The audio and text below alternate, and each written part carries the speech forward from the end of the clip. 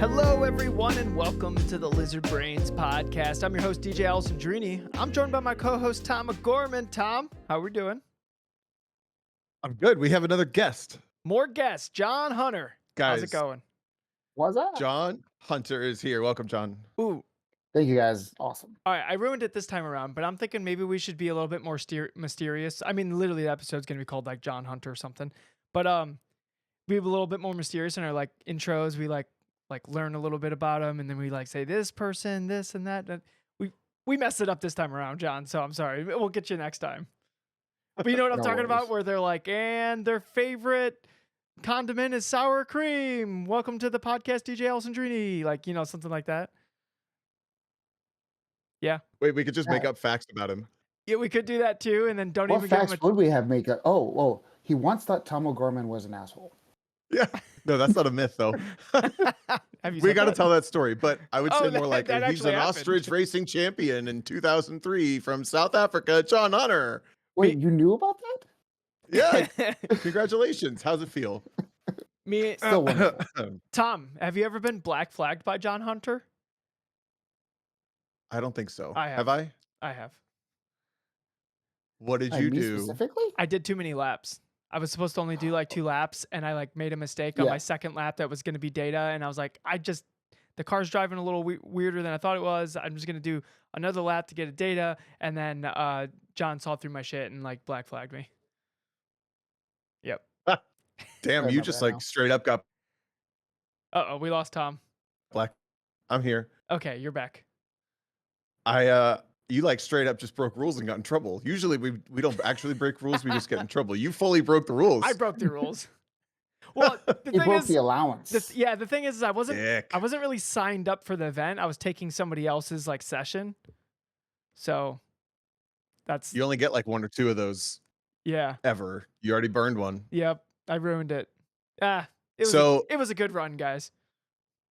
I'll try.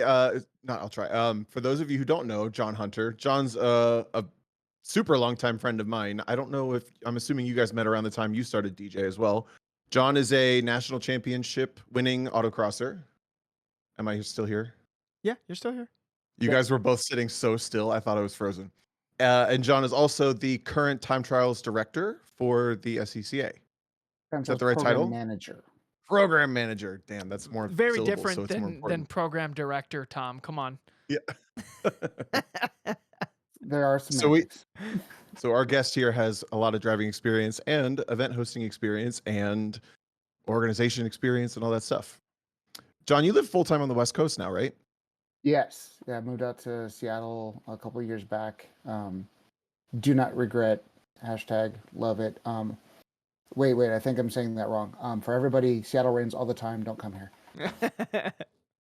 Yeah.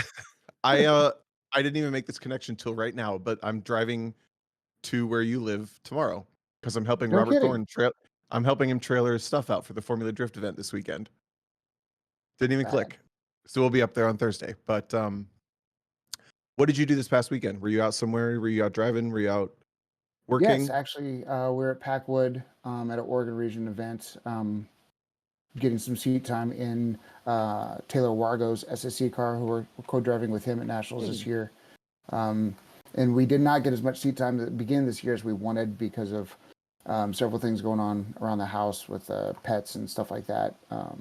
But he very graciously left the car with us when he moved down to the LA area for us to get a few more events in before heading to Nationals here. And God, was that a month away? Jeez. John? Yeah.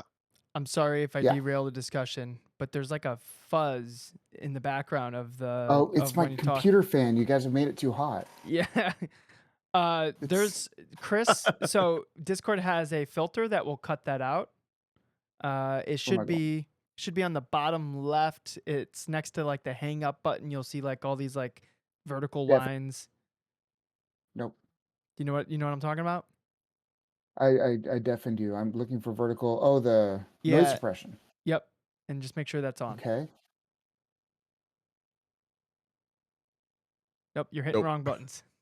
This is riveting podcast content. But I knew if I was listening on headphones, that hiss that was coming through wouldn't have been acceptable. So that's why I had to say something. So, I'm trying to get but it set up. yeah, so it's just it's the button. It's good now. You're clicking lower. It's above where it says like video connected lizard brain podcast / lizard brain, and it's like above the. Yeah, I'm looking right at it, and I click on the vertical lines, and it brings up a thing. It says no suppression's actually on. Now Okay. it's off. No, you Now want it's to turn on. it on. It Yeah. was on. It was on It's before. on. Says it's on. Interesting. I can move further away. Maybe. No, Yeah. it sounds good now. It sounds fine now, I but think. yeah. Well, Okay. I don't know if nothing changes. It's just gonna come back, but whatever. All right. Sorry, derailed the thing. Eventually, the computer will cool off, and I just worked so hard all day long Yeah, it's that the computer's just you tired, have it's too many overworked. Excel files open. That's what happens when my computer like really Actually, starts you're going not nuts. wrong. Oh, close some of them, and then the computer will quiet down. You are literally working too hard. So You're much our- stuff open. Yeah, Here, so- You're our I'm second gonna- guest in a row from the West Coast. Are you counting this as part of your workday like Matt Busby did? It is kind of like part of my workday. Yeah, it ends up working that way. Yeah, we're getting people out of their work all the time now. Man, when do I get to record a podcast for Hawk? Actually, it came up in a meeting of starting like a Hawk podcast. And the person who brought it up, I don't think they even know that I have my own podcast. So it was kind of it was kind of funny. It was like, "Oh, DJ could do that." Really? DJ could do that? I was like, "Yeah, I could do that." You guys, you're talking about Packwood. You guys get to drive there way more than I realized, maybe, because I thought you only got to run there for like the tours and the pros. We're talking about No, autocross. If you don't know, there's this beautiful site out in Washington that's like in the cradle of a bunch of mountains, and they get to autocross out there, and it's so cool. Yeah, and it's we get to run there in the summer. It's like I said, I'm getting used to all this. It's all fairly new to me, being my second year out here. But once the pass opens, the regions try to get out there quite a bit because it is obviously the best site out here by far. The other site we have is Bremerton, which is a runway lot, kind of small, and that kind of stuff. So we run Packwood between Pacific Northwest and Oregon region, and then Porsche. There's a few events, usually one every weekend or so, that we get to run out there. So Nice. I didn't realize that. Were you so you're running SSC all year? yes, You've been well, running that I car? mean, the national tour was, I think, my second event in the car. Because the beginning of the okay. year, we were supposed to go to Vegas, we were supposed to go to Crows, we were supposed to do some events with Taylor, and we hated not being there because the Falcons, they want a co-driver, they need some heat in them to be worth anything. And it was rainy a lot, and then but yeah, we got at least one event in before the national tour. And then that was obviously followed immediately by the pro. So, but yeah, Nice. the whole intent was to hop in with Taylor this year, co-drive with him, because driving flat out. I mean, he's been crushing it, and just wanted a little extra push. We want to get some people in SSC out here on the West Coast to run against each other, and have fun and really push each other all year long. So we decided to make the hop. Cool. That and my car was broken in more ways than one. The STR car just was not. Well, it was spicy, and we couldn't figure out what was going on with it. Just inconsistent, and then I fully broke the sway bar mount off the subframe, and we figured out that's probably what had been going on with it for the last year or so. Is Wait, that it had been cracking and the subframe having like an issue, actually so. ripped itself apart? Did you not have those like little car set braces or whatever? Yeah, no, I had the car set braces on the 16 because I ran that in C Street, Yeah. and I went off the whole thought process that if you run with higher spring rates and lower center of gravity, that kind of thing, you don't need the braces as much. So I just went without. So apparently you still do. And the car's had coilovers on since I bought it, so Yeah. it has 58,000 miles on it now, and they just broke. Talking to Lou God, he found out that he looked at oh shoot, I'm terrible with names. Scott's car down in the LA area. His has micro cracks on it as well. But we're starting to see more of the ST cars. If you don't have the reinforcements in, they still crack and they still break. So I made a post about it and said, listen, doesn't matter whether you're doing T Street or ST, Yeah. get these in. What a silly cars are the worst. They're so silly.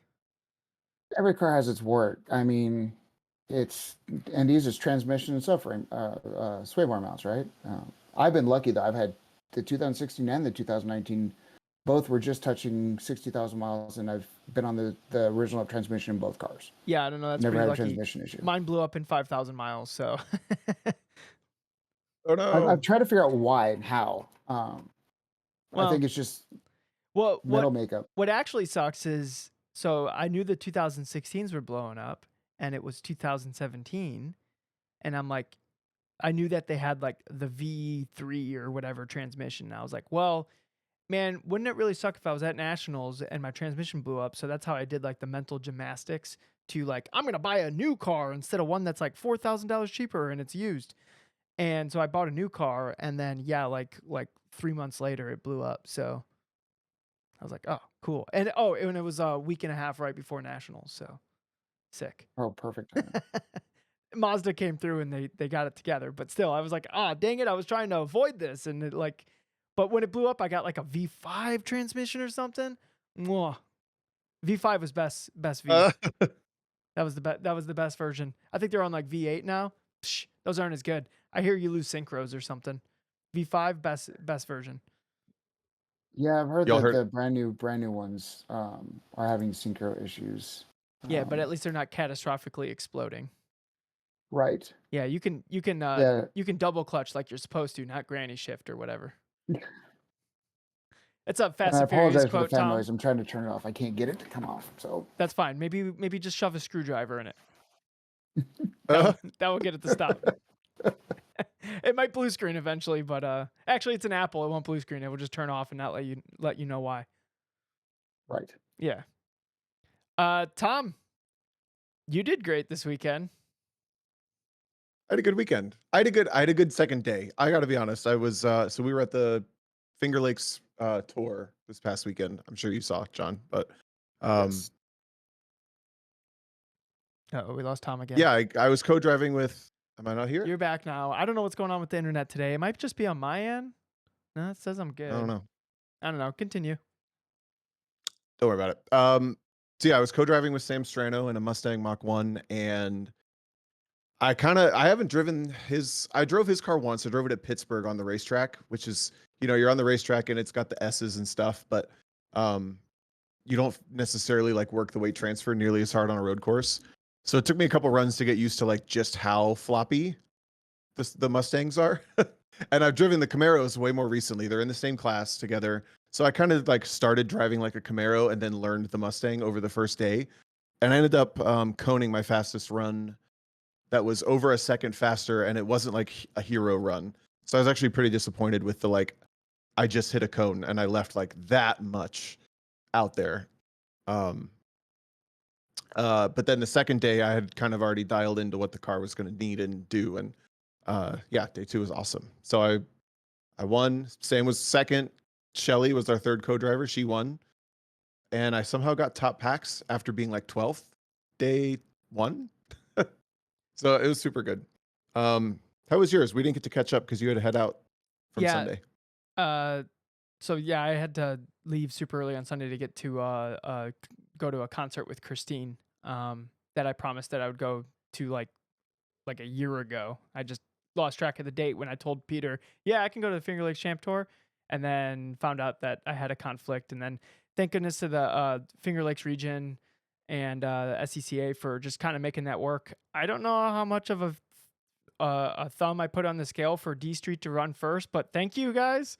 That really helped me make the thing. But so moving around a 24-person class is probably not an easy feat.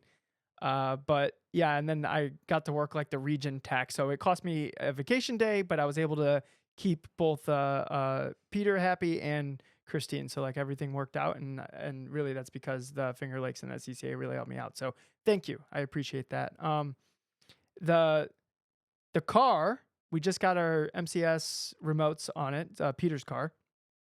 Uh, Peter confused what knob did what. So we were running, we were supposed to start off because we didn't know exactly where to end up. We were just going to copy Mark Daddio's settings.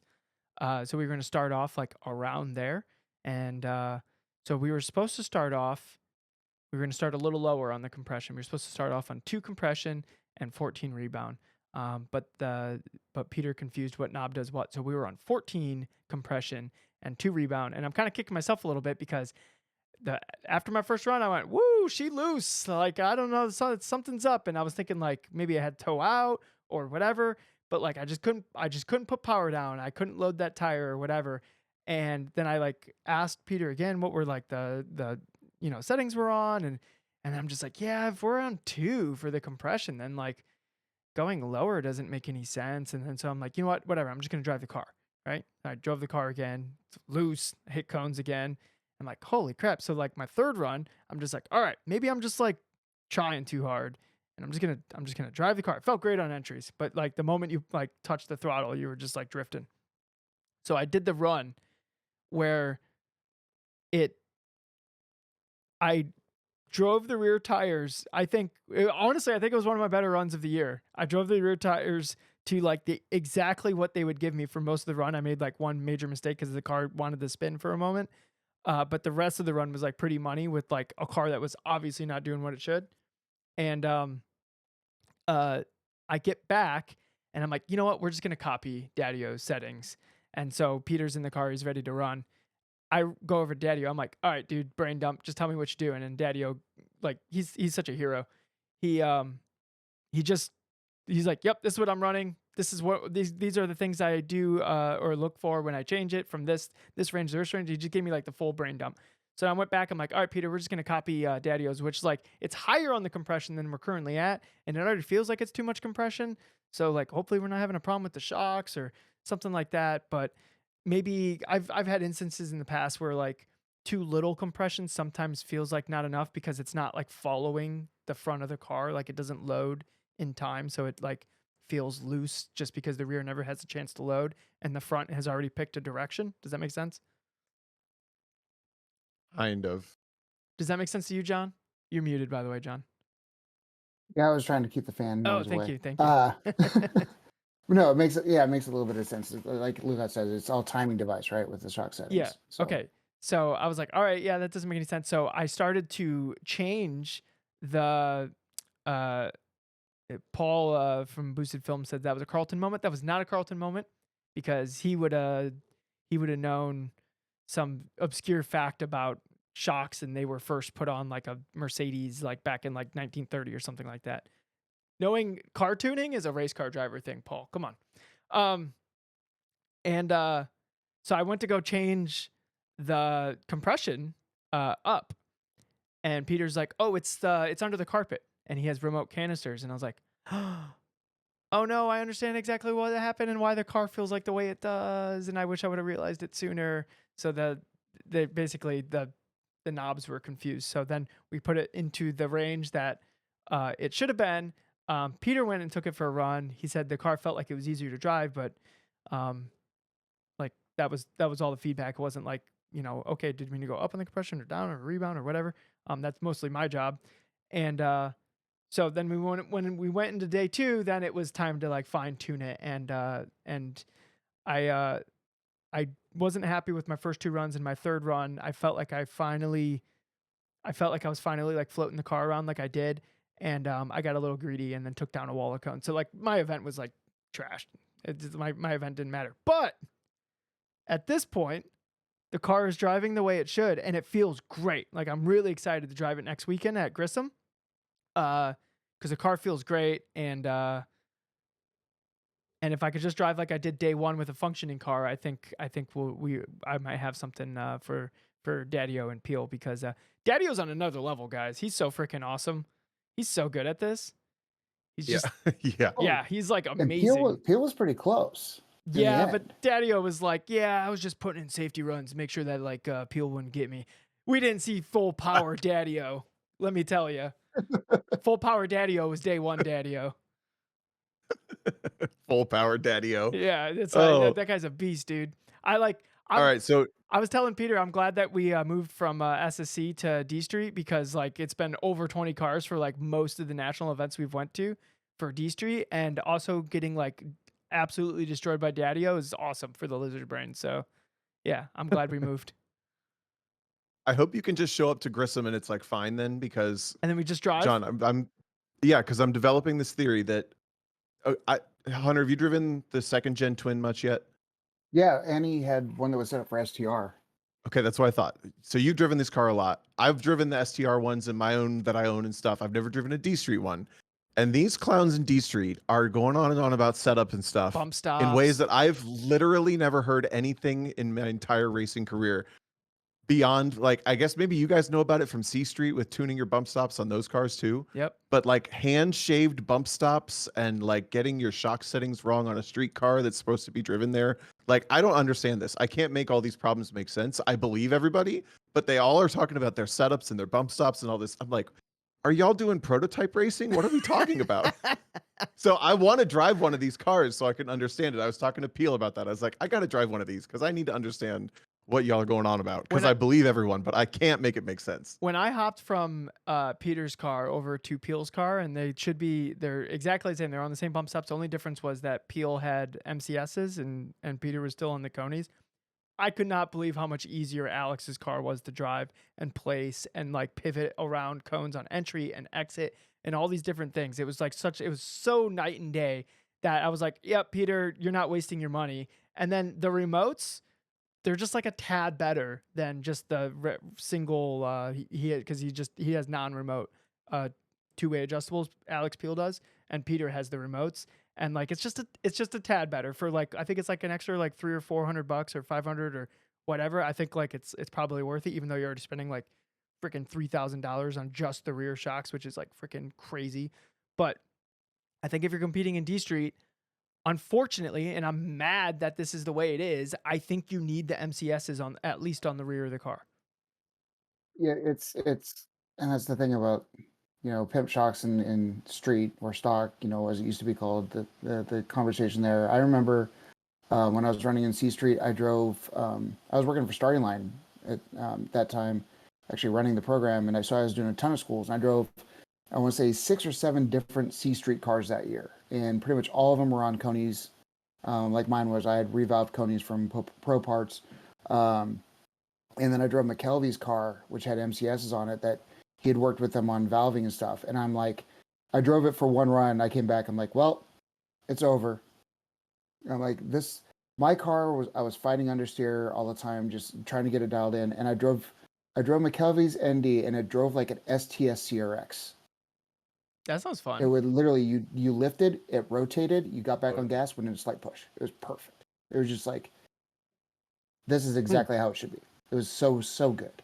And I bet he played with bump stops and look, he played with the valving of the shocks. I remember talking to Daniel McKelvey, and he was playing with like different nitrogen pressures, like front to rear, like trying to get like the car to exactly like in street. Like you got to do silly stuff to like get the car to drive kind of how you want. Like it's almost like with like at this point the set like the I think Alex calls it like the mullet setup, where you got like the respectable like conies in the front, and then you have like the party in the back. It's because you have the MCSs in the back. I'm messing this up, but Alex Pio has like a funny name for it. Um, but like I think that's the setup. And the conies is weird. Like you have the conies on the front because their tolerances are worse than MCS, so you can get more camber. It's dumb. It's really stupid. I wish there was a Huh. solution for this. Uh, but I maybe someday we'll see it in solo. But like it's like somebody was like, well, why don't they just do single adjustable shocks? And I'm like, that doesn't work, because then you're just gonna have people like taking shocks on and off their car and revalving them, or having like 3 sets of the same shocks and like swapping them in to like find out which valving works for the best surface. And it's like you might as well just leave it a knob at that point, because like that's actually going to be cheaper than what like the real like absolute lizards are going to do. Yeah, I guess that kind of like creativity is a little bit gone from a lot of other types of motorsports. Um, I'm just thinking about like all of pro racing is homologated cars. So Yep. no one's doing wild. Well, they might be. I don't know about it if they are. No, none of the teams I've ever worked with are doing anything wild like that because you're not really allowed to, or you're not supposed to. Like it's all homologated stuff. So You are driving one in a of the way, slower autocross is like TCR cars, so you say what? What'd you say? I said you are driving one of the slower TCR cars. So if we'll be like, Damn, guys, there's that's nothing what I we can thought you do. said. There's nobody cheating, and then you're going the slowest. Yeah.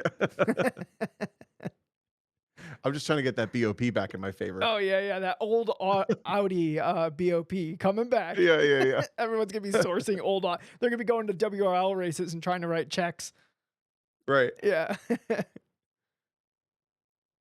Oh, we I lost did Tom give like again. a little run. Go back 5 seconds. I think it's you. Okay. It is me, but I'm recording, so I need it. Right, true. The something that happened Sunday that I wanted to like run through because I feel like it's exactly what we would talk about on this podcast, but I watched it third person in Sam co-driving with him. So on day 2, he was first driver.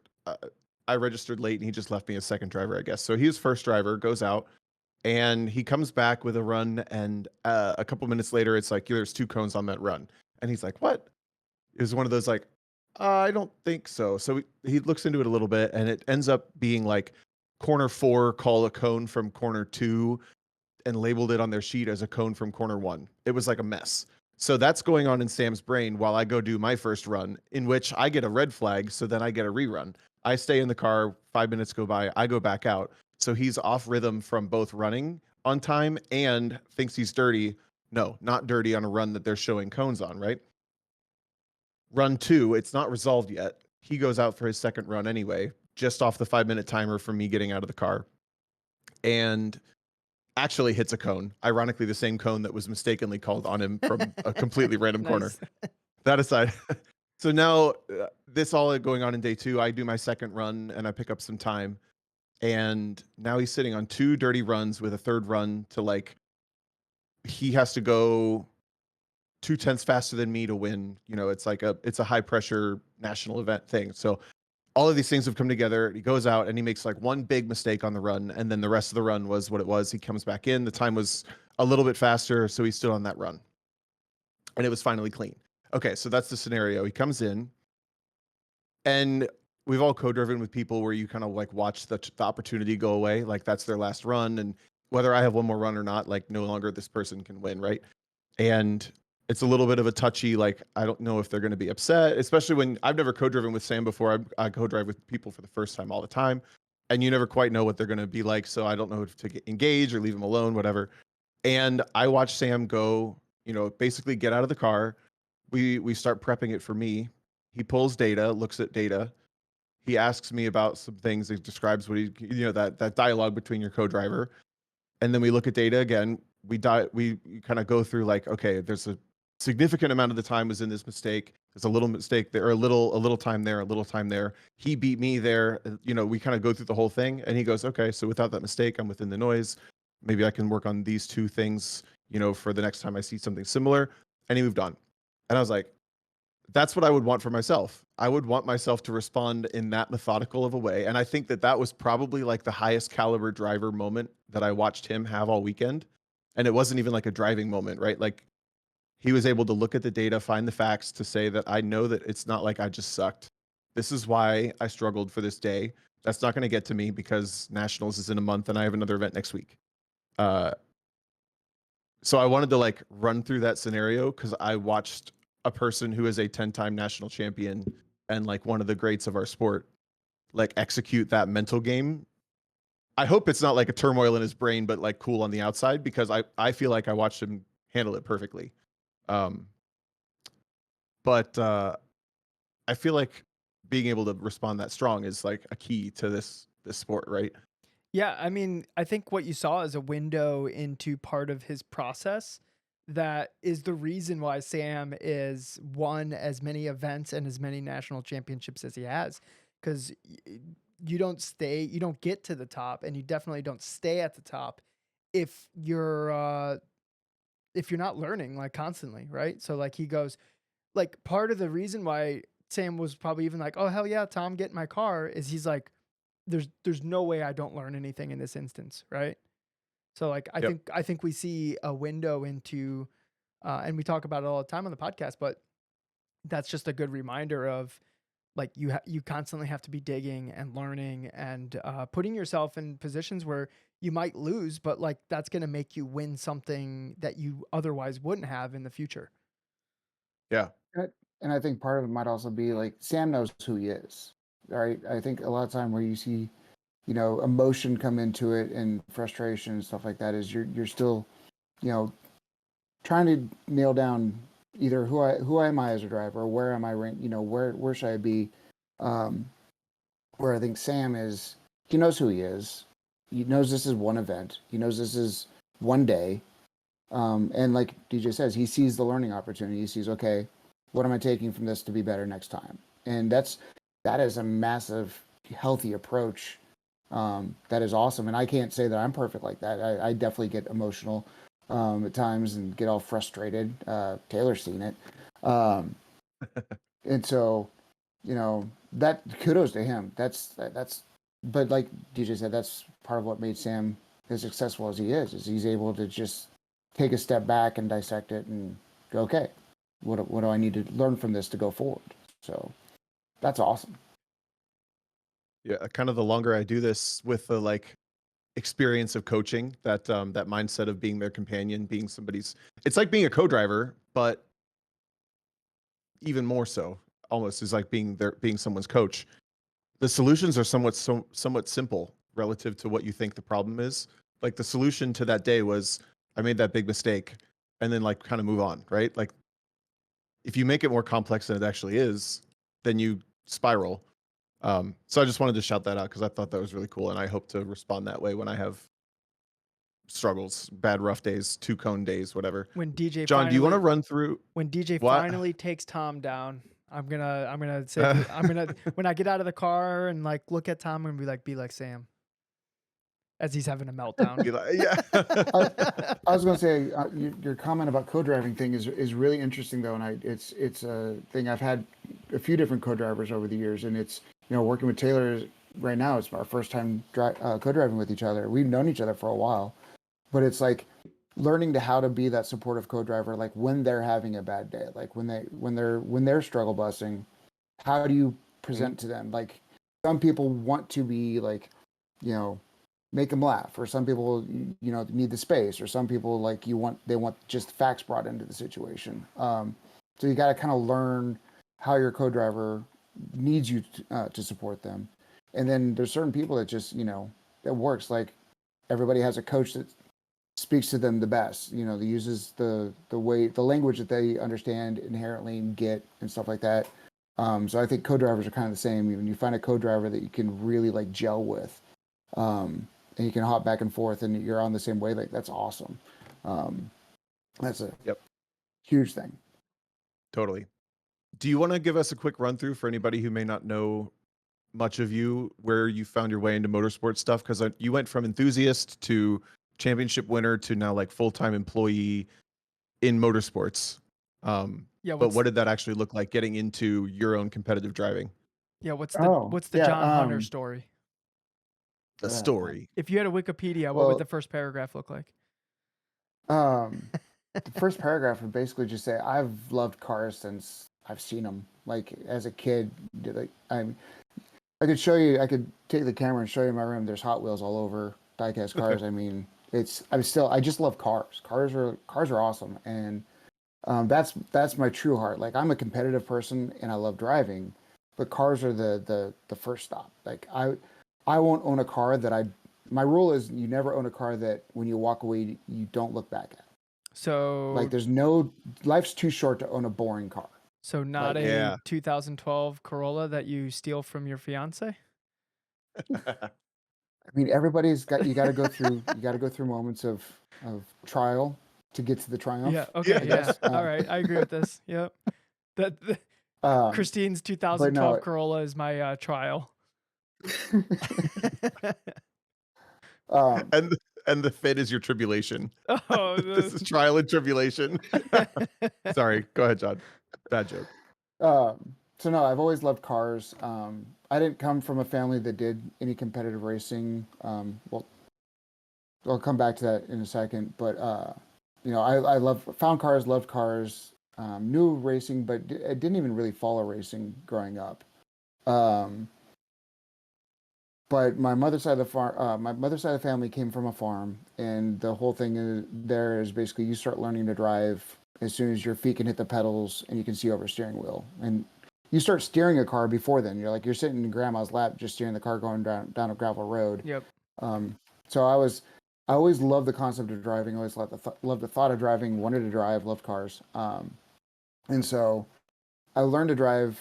I think first time driving by myself, I was like 9 or 10. And I drive a pickup truck down a gravel road, and the rule was just stay on the gravel, don't go on the pavement, and have fun. I want to say that one of the first times I was set free by myself to drive was in an El Camino with a slightly modified 350. So I very quickly learned what countersteer was. Nice. Because that was a fun time. I'm but I attribute curious. a lot of that to my driving. Go ahead, DJ. What? Yeah, sorry. I'm curious how many people had that experience that ended up like competing in cars where they sat on like, their dad or mom or grandma or whatever's lap and turned the car as it like drove. Like that first like I remember the first time I was allowed to do that, and I was like, "Oh my God, this is so cool." And then you like have the feeling in the steering wheel and you're like, I'm the one controlling this. It's like I don't know why I got goosebumps like putting myself back in that memory, but like that was like such a profound experience of like I am operating this piece of machinery.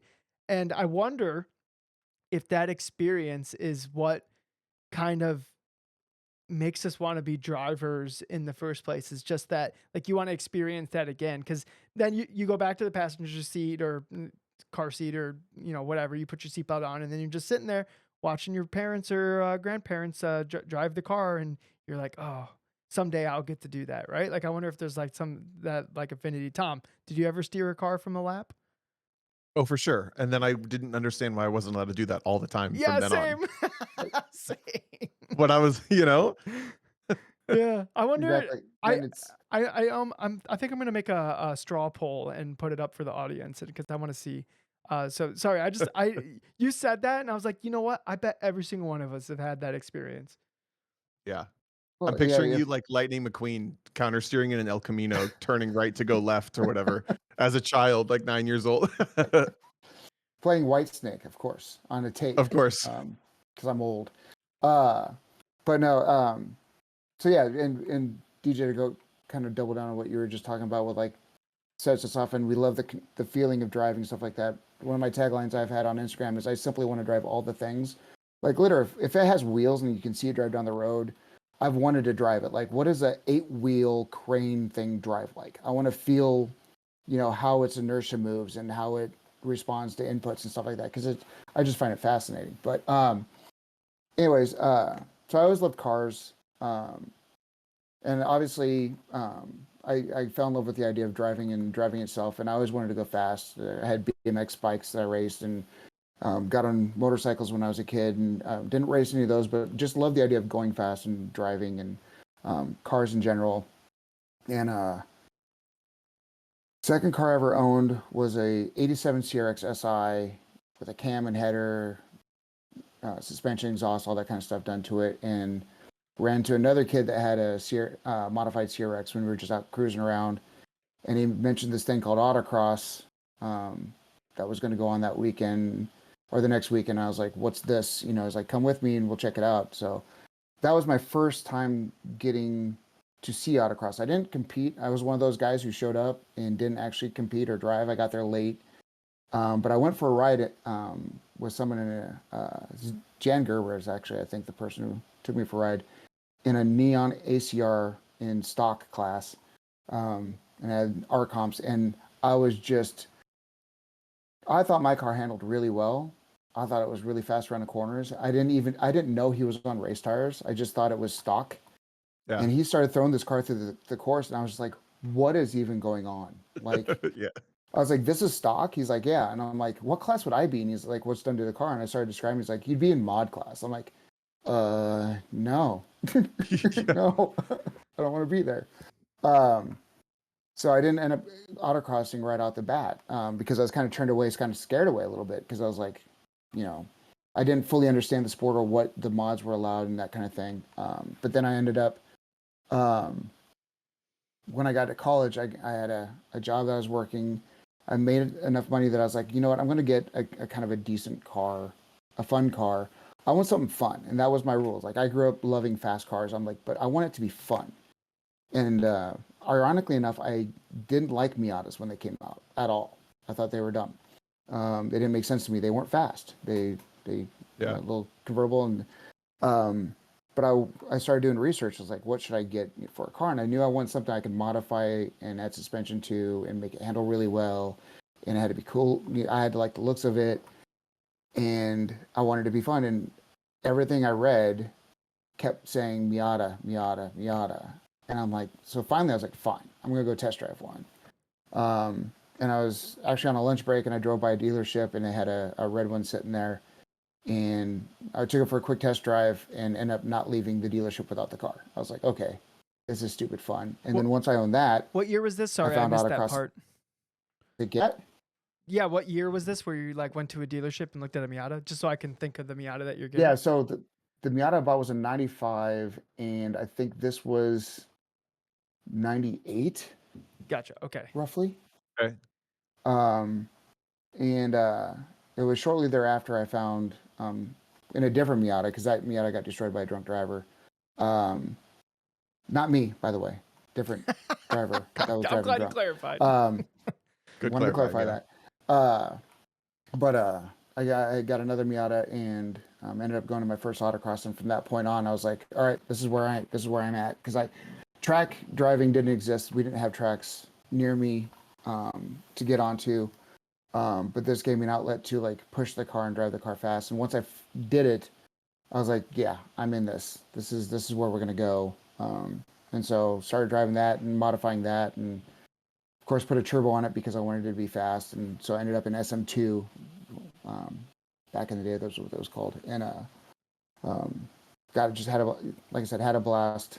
And from there, started jumping classes and cars and uh, yeah, found my way into CSP where I won the national championship, which for me, maybe this is weird, and I'll ask you guys. So, do you guys have like an like when you first started autocrossing? Did you guys have what I would call like the bedroom poster wall autocross car?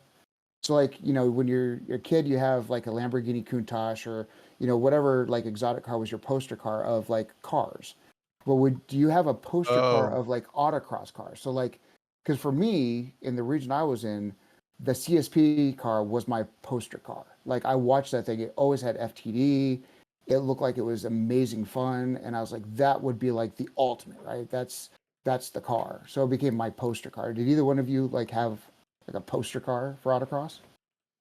I've never been as motivated by the cars.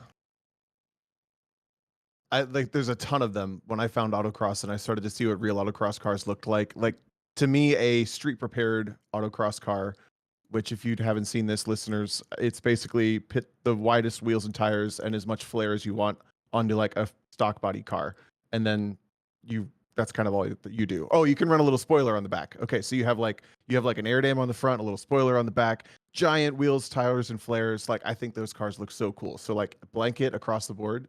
I love that for autocross. I feel like I grew up in Cincinnati, so Danny Pop and Corvettes were probably like the like holy shit cars that whoa, those cars are so fast and that guy's so fast. And I didn't know but I didn't know what a Corvette was to like care about it over other cars. They just looked cool, and then I learned more. But DJ, did you? I feel like I bet the answer is no. No, I just I the you talking about that, John, made me think of like you had a car you could have went and autocross, but you're like, it's not ready. Like that's not the right car. So then you waited till you like bought the car that you thought you needed to go do this thing when you could have been doing it the whole time and like getting a head start on all these things that you could have learned and everything. I remember I had a Mazda 3. automatic, and that would have been perfectly fine to like go autocross in. Because I remember when I had that, my dad had like a 911 air cooled Porsche that he would go to like local autocross events, but he wouldn't let me drive it because he was afraid I was gonna break it.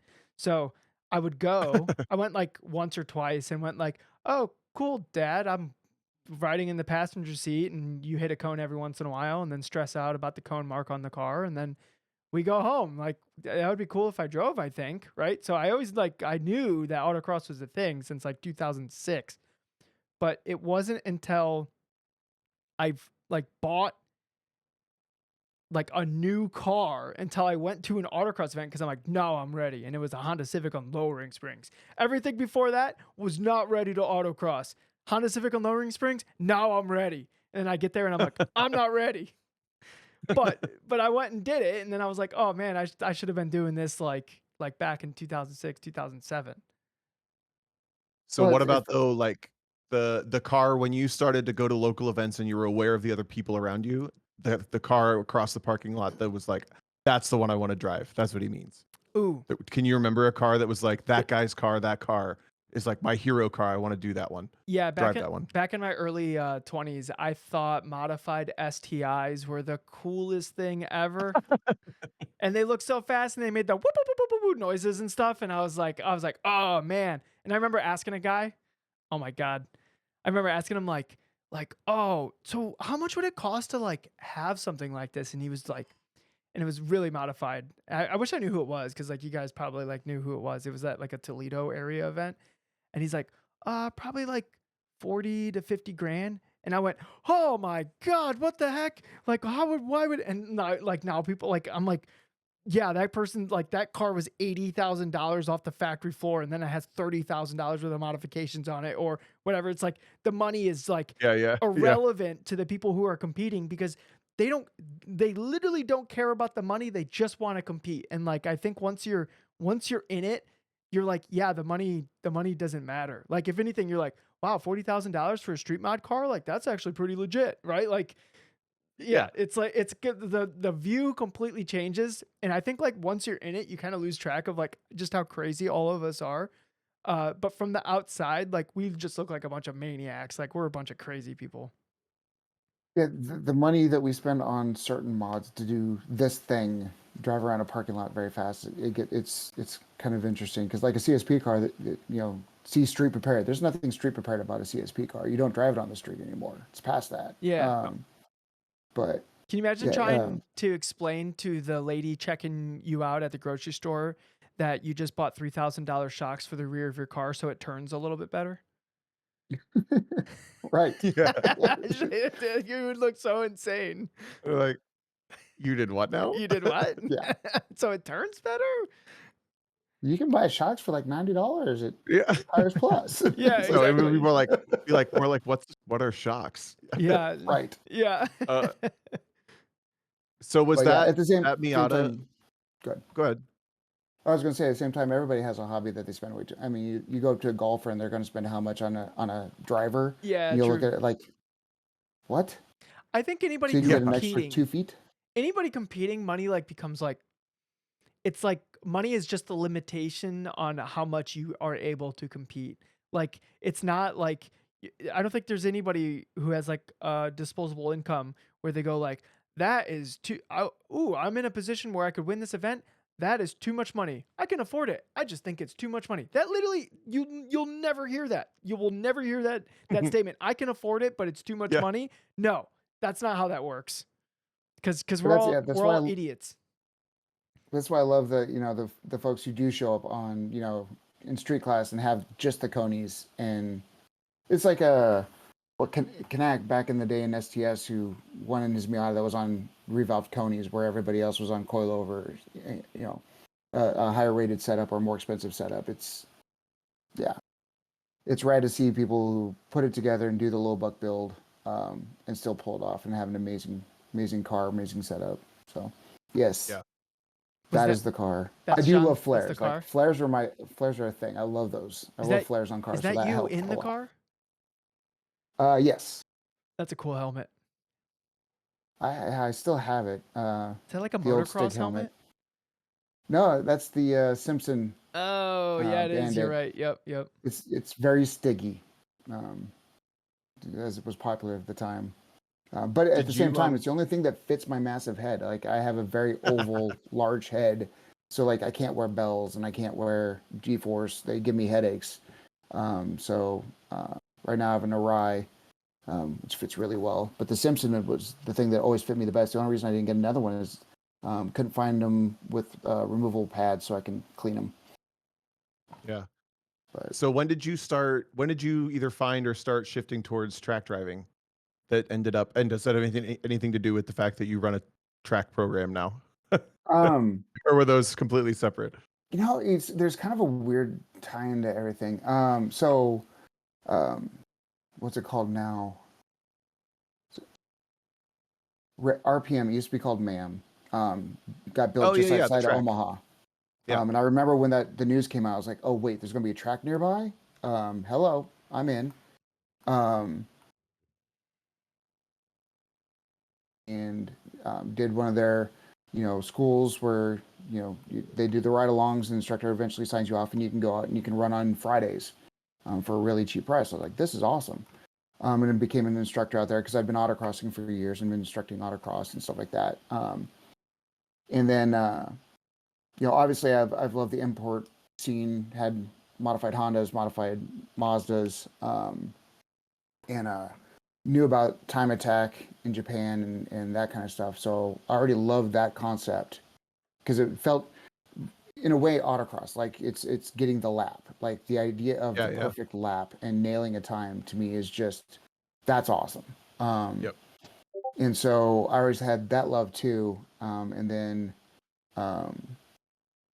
as things started moving forward with SCCA, I'd actually gone to work as an IC for the SCCA doing, I think I ran the Starline program and did some content creation and stuff. Right about the time we'd launched Track Night in America, you were part of that. And then Time Trials came on board. And I got tagged to help out with that, with JK running the program and me helping with the tour and stuff like that. And eventually JK went over to road racing and they said, here, you run the program as well. And Now it's I was yours. like, okay, let's do this. Good luck. So Gotcha. yeah. So then you never got to compete much on a racetrack. Is that accurate? Or the competition on the racetrack that you've seen was just within the SCCA Time Trials. Like, yeah. I did a grid life event well after I got involved with SCCA Time Trials. Yeah, my very first time competing on track, other than doing an autocross on track, was SCCA Time Trials.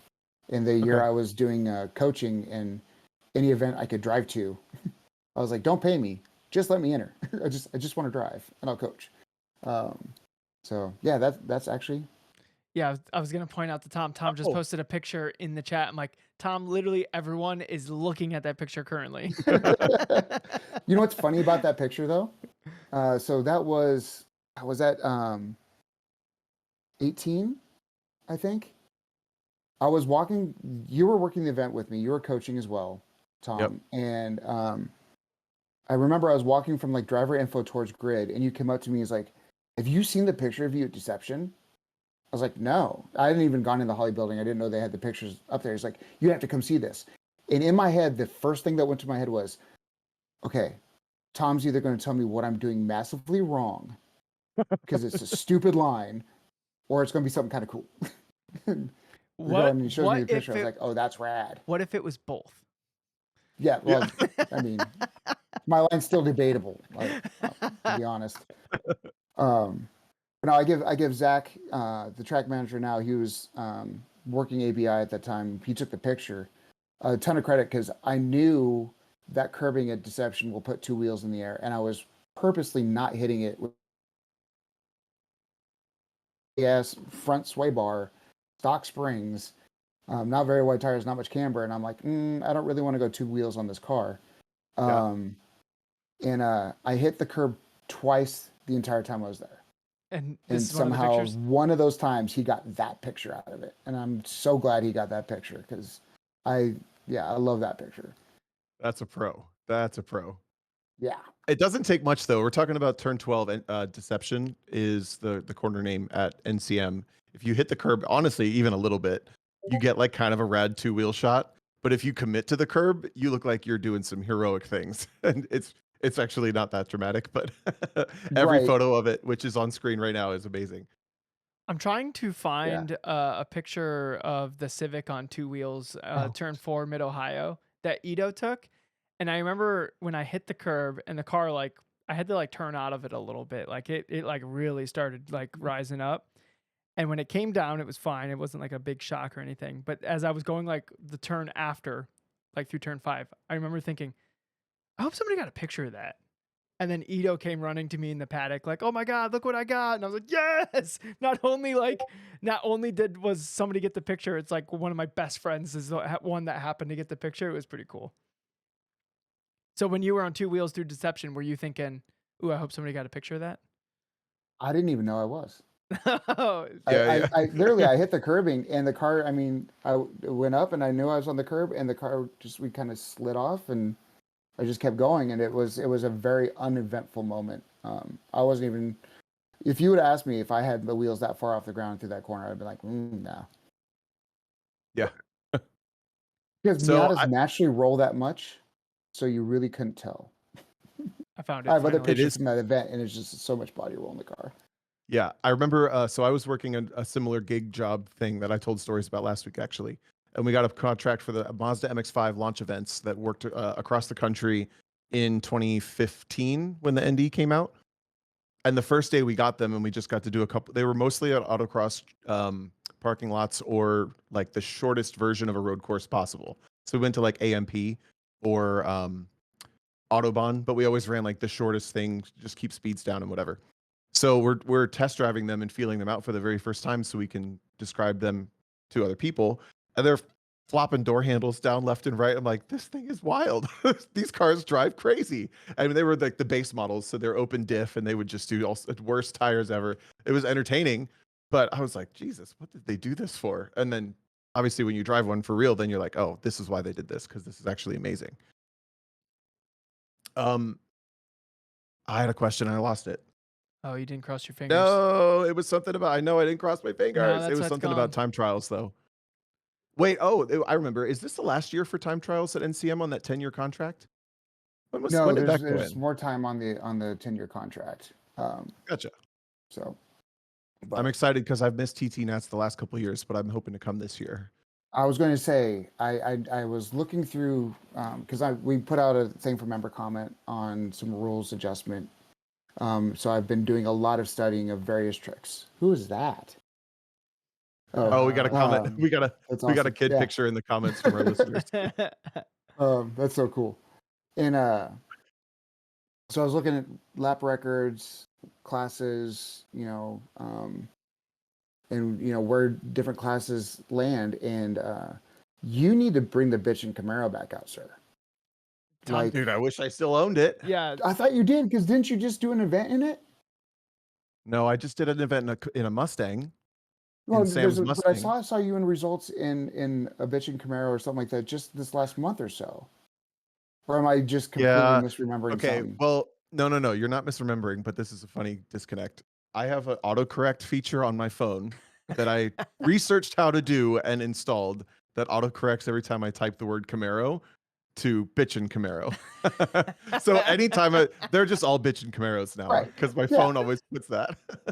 I think it's so funny. So that you you drove Um, a Camaro, but not the Camaro. yes, Yeah, exactly. I was I gonna don't say know because I what thought you sold it. I thought it was gone, but I did. And then the guy that bought it put it in the wall at turn 1 in Charlotte road course, like the first track night he took it to. that I wall don't think he never damaged corrects it that anybody. bad. I know. I recently drove there for the first time. That corner is genuinely very difficult to like remember. I don't know what it Yeah. is about that corner. It's so strange. But anyway, I haven't seen anything about this car since I last heard that it got put in the wall lightly, and I was like, "Can I have it back then?" Like, you don't. That's not nice. I want my car back. What did you do to You my crashed car? it. Yeah. It was If you funny. come to T10, what are you driving? I don't know yet. I got to figure all that stuff out yet still, but I'm definitely planning on coming. Hit me up. I might know of something that might be available. Can it get top time? We'll talk. What's that? Can it get top time of the event? I believe. It could probably get a pretty good time. I don't know. We'll probably won't win the class. It's going to be outgunned, but it should be a fun car. I'm Okay. trying. We'll I'm talk. trying to get into a car that has potential at top time. Fingers crossed. What car is that? Not Is gonna it talk red? about it, Tom. Is it Is it red? red? What red car would get top time? That would be a no then, because you would know if I Yeah. said. Okay. No, Doesn't matter. It's not red. I have a question then, since we're talking about TT Nats. What would you recommend, in your opinion, now that you've been running this program for 3 years, 4, Right, 3, all together. Sure. some amount? What I like the SCCA model where you're running on experience level and gridded by time within the run Mm. group. So if you haven't run a time trial, obviously I'm just filling in information here. You run advanced, intermediate, novice groups typically. So you could have a novice in an incredibly fast car gridded by lap times appropriately with people of their other experience levels, and it tends to go extremely well. But what would you recommend for someone showing up or interested in doing their first time trial? Like, in your opinion, what do you think is the most important thing they should know or prepare themselves for? Because I feel like everybody will answer this question a little differently. Yeah. I agree. I think if it's your first time showing up to a time trial, do you have a lot of track experience? Because that changes the answer maybe a little bit. Let's say you've Sure, give us a autocrossed. little bit of both. But Hold on. first, I think the first thing. Go ahead. Sorry. Let's say you've autocrossed the bejesus out of the last couple of years, and you're like, my first time on a racetrack is going to be time trial nationals. Or a time I trial would- national tour, whatever. Yeah. I would tell that person probably what they heard about going to solo nationals the first time. Show up and have a good time. Like, work with the drivers around you, get up to speed on how the event flows. But just immerse yourself and learn. Don't let the competition come. It'll come. Like you'll get into it and you'll get yourself in a position where you're competing, but focus on understanding how everything works, and then working with everybody around you and working as a team and talking with people, especially those gridded around you, and just focus on driving it and having fun. Focus on you. I look at time trials like golf, right? Like, you can compete against somebody that you're golfing with, but inherently it's you versus you. Like, you're trying to better your score each time you go out, trying to reduce your handicap, however it might be. For me, time attack is that same exact thing. Like, I know we have podiums, and I know people like podiums, and this might be, I gotta be careful when I say this, but to some extent, I'd almost get rid of them. I'd rather have class records and chassis records. Like, we have the class records up on the website right now. Randall knows I want chassis records too. I want, when someone shows up in a Tuner 4 NC Miata and there's all these other Tuner 4 cars that are going to outrun it, I want that person to be able to walk away going, I have the NC Tuner 4 record. Because that, to me, that's something we should celebrate. Like, in a personal best, that's something we should celebrate. Whether you get faster as a builder or faster as a driver, to me, that's what time attack is about. How do I go faster? Like, I have my ND. It's been in Tuner 4 and STR forever. I'm running it at the Ridge out here. I've got a lap time that I've set. I think I'm getting close to maxing out that time. And I'm like, okay, what if I add some aero? What if I get, a diffuser and some hood vents and a little bit of downforce from the hood vent, a little bit of straight line speed from the diffuser, get rid of the parachute from the bumper. What's that equal for time? Okay. Then add a small wing and a front splitter. What does that equal for time? And slowly do the build thing. Slope. Yeah, it's a slippery slope, but it's it's chasing the time. It's like, how do you get faster? You either improve as a driver or you improve the car. And to me, that's what time attack is about. It's chasing the time. Like, you want to get faster, and there's multiple ways to do it, and you got to pick which way makes sense for you at that time. And so some people are builders, some people want to focus on the driving, and that's what I love about our classing structure. It kind of gives you an option whether you want to just be basic and easy, and you can drive the car on the street with your conies and lowering springs, and it's an easy build, or you want to be a rules person and you want to build a car with adjustability and stuff like that, but you don't want to go too far off the deep end. And you got tuner, and then max is just pretty much have fun, do whatever, and then unlimited is just silly. Like, watching Rauk run in May, good lord, that car.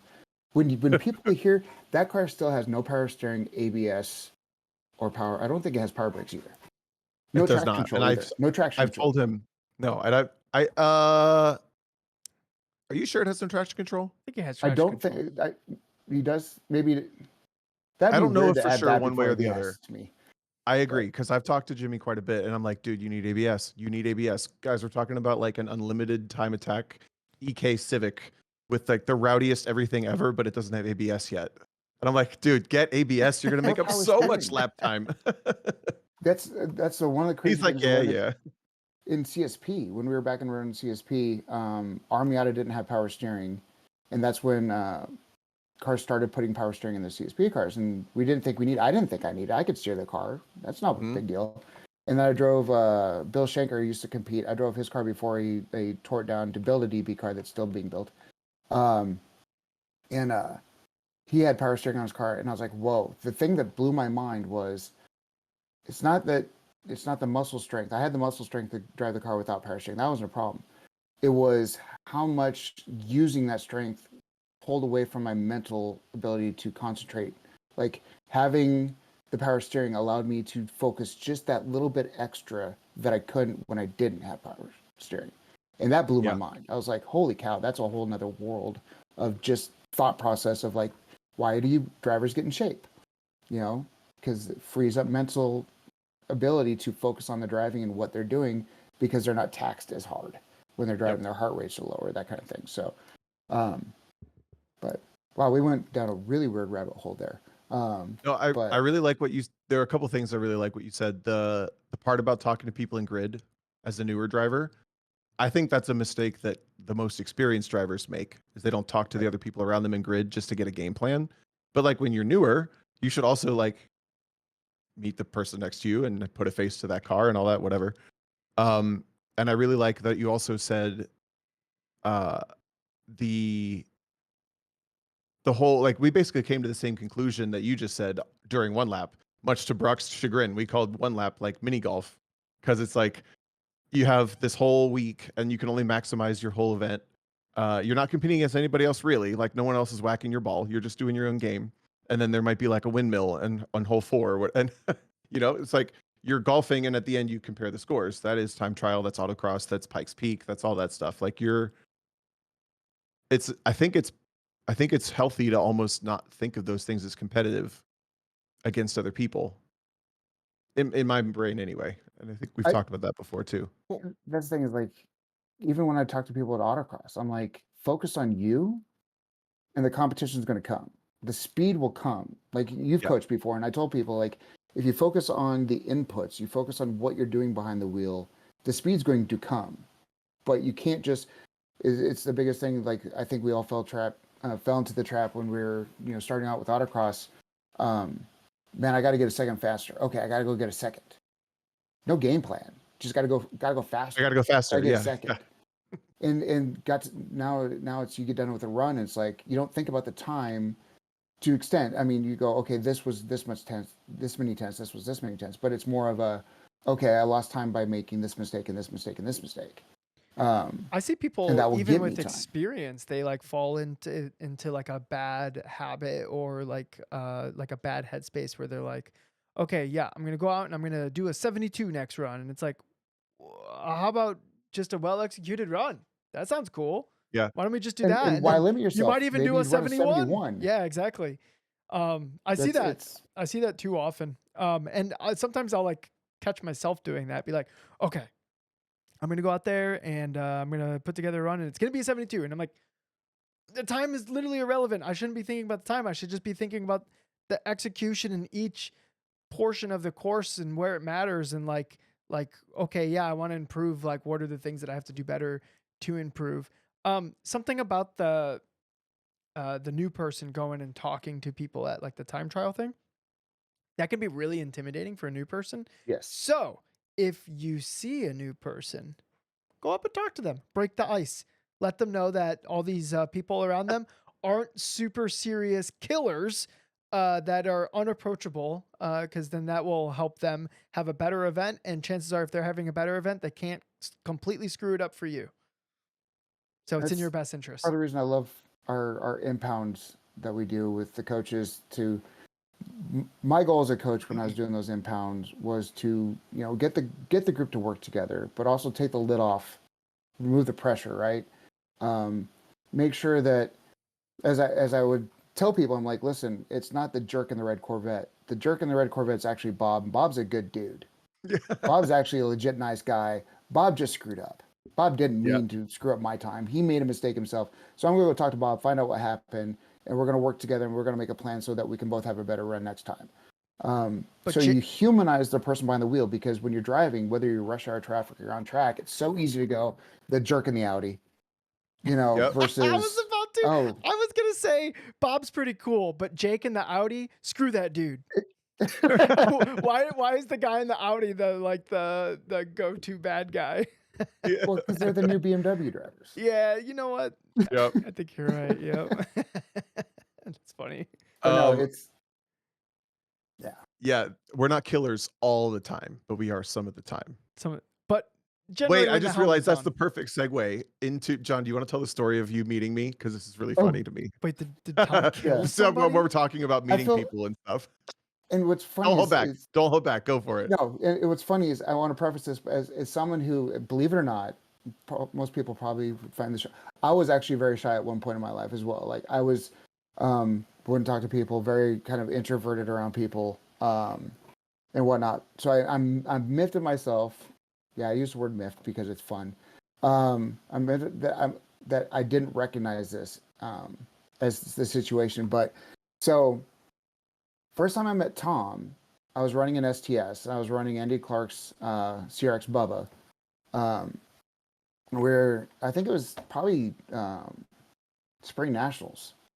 And I think it was my first year running the car. I didn't really know anybody in the class. I was getting to know folks. And obviously for Spring Nationals, we had an influx of some, really good STS drivers. And one of those drivers was this kid, literally kid, named Tom O'Gorman. And he was driving wheels off the car. I can't remember where you ended up at that event, but I mean, you caught my attention. I was like, oh, this kid can drive. Because how old were you at that point? 17. Yeah, I was going to say, you were really young. And all I could think of, he would get done with his runs and everybody would be kind of hanging out. And if I remember correctly, you literally would sit in the hatch of the CRX. Like the hatch would be open. He'd go and sit inside the hatch and just be like by Just himself. chilling. Yeah. And John I'm crossed like- his arms and went stone face. Yeah. I'm like, who is this jerk? Like he just shows up, kicks ass, goes and sits in the car. He's like, I'm not going to talk to anybody, or why would I talk to you guys? And so I was just like, and I never got a chance to meet him. It was just because if you know Tom, if you met Tom in person, anyways, so yeah, it was, I just thought he was standoffish. That was my initial impression. So I was like, this asshole, right? And then he started, you worked your way up, you did the fit with B-Spec, and I got to know some people who knew of you and got some better understanding of who you were as a person. Got to know you just a little bit from outside. I think that KC starting line, is that our first time really truly hanging out? Yep. Yeah. Yeah. So I'm running the starting line program, or was I just coaching then? I can't remember. I was leading the event, or you were leading the event, one of us. Yeah. And I'm working with Tom, and we both get there the night before. It's like, hey, let's meet up for dinner, hang out, because we hadn't really met each other in person before and had a chance to talk. And we're sitting there just talking and having a good time. And I was like, hey, I got to tell you something. He's like, what? I was like, when I first met you, I thought you were an asshole.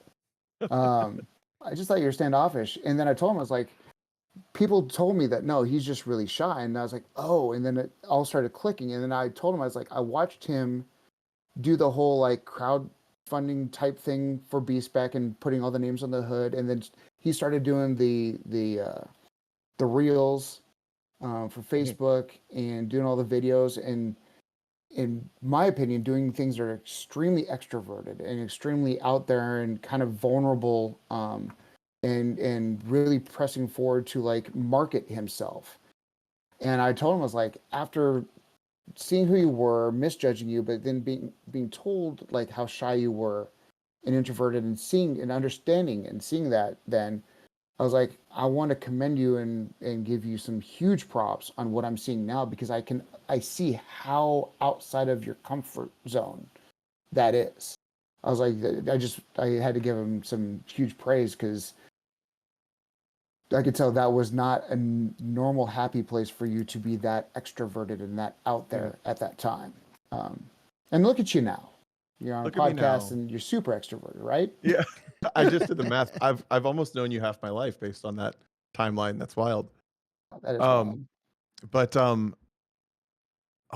I just lost another thing. But yeah, I'm trying to think of now, what would I do if I saw that person, if I saw myself? Because I was just like a scared, closeted kid. Like I didn't know how to Yeah. talk to anybody. But Oh, autocrossers, finding my community in motorsports trained me to be, not trained me, but like empowered me to be more social and come out of my shell a little bit. So that's why I like what you said about like talk to people, because I'm still bad about it. I'm still in my little world and grid usually, but I don't and know. that's the thing, is it's really whether you're talking about motorsport, you're talking about society in general. I think that's a problem we're kind of dealing with on all sorts of levels, is the quickly labeling something because we see it versus trying to truly understand it and Yeah. get to what's actually going on. So yeah, it was a learning moment for myself to go, okay, don't just assume something. Go talk to the person. Go figure it out. Go make Um, sure they're an asshole when you think they're an right. asshole. Yeah. Like you got to be Because you know sure what? about It's that. You it's can't just jump pretty. to a Assholes will conclusion. do a good job of making sure you know who they are. Yeah, if you walk up Uh-huh. there and the moment they talk about all the mistakes they made while while they just destroyed everyone, then you're like, okay, yep, all right, I had my confirmation. Yeah. Tom, I don't understand why you use that example. Why did you use that example? did you feel attacked just now, Tom? It just it seemed a little pointed, but I can't tell. I looked right at you when I said Yeah. it. God. Oh. Well, if you asked him, that's the thing, though. He's like, "How did your run go?" I could have been better. Screw you. Oh, gotta be honest. But he's being true. Are you gonna get to drive at TT Nats this year? We'll see. My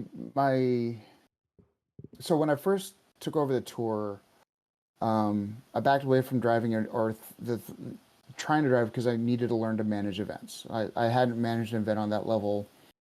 So Hayward and I talked, and we both agreed like let's focus on what I need, what the event needs. You have to have eyes as event lead at all times.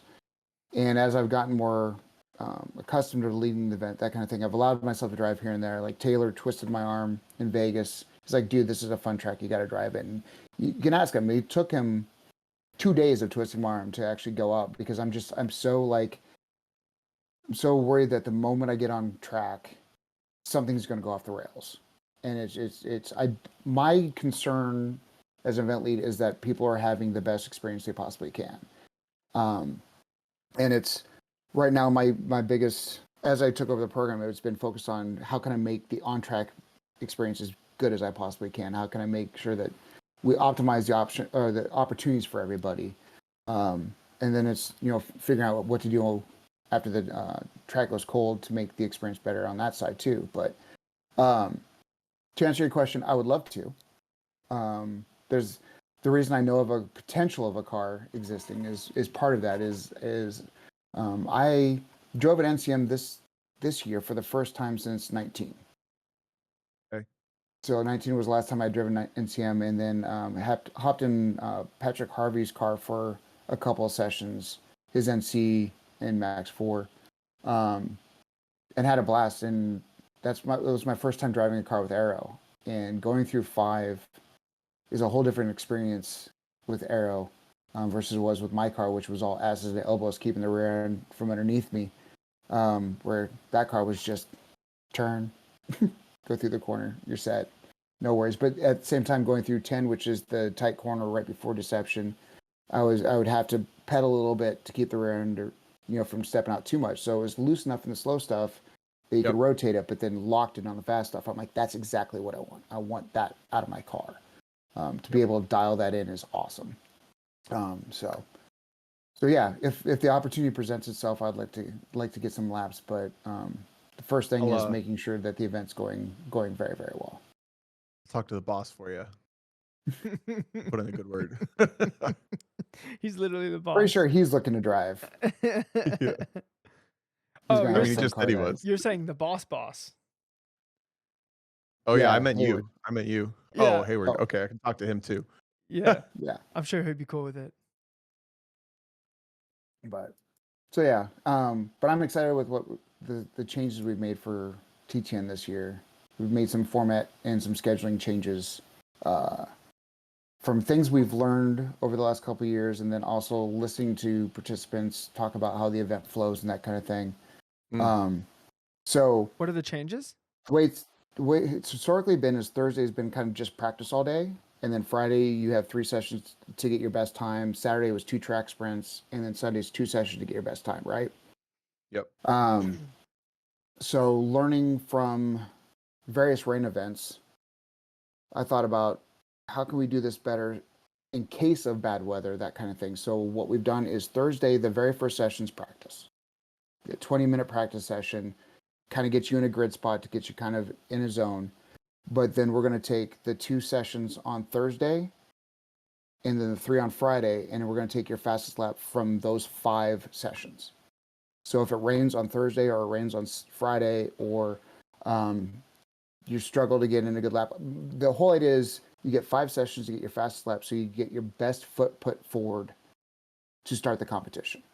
You get lots of opportunities, so traffic doesn't become hopefully as big of a thing. People can bow out when they feel comfortable with their lap if they want, free up some space, that kind of thing. But then weather hopefully becomes a little less of an impact over those 2 days. And then Saturday, we're going to do a track sprint on the east side.